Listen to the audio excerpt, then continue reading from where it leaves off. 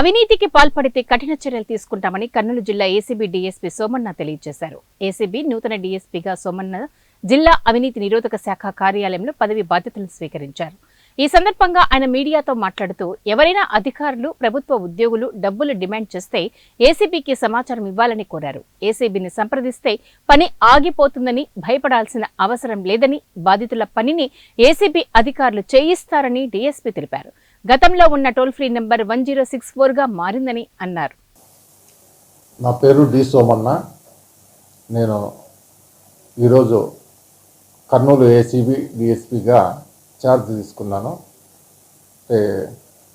Director general of police DG గారి ఉత్తర్వుల మేరకు ఇక్కడ పోస్టింగ్ చేయడం జరిగింది కాబట్టి ఏసీబీ డిఎస్పీగా ఛార్జ్ తీసుకున్నాను.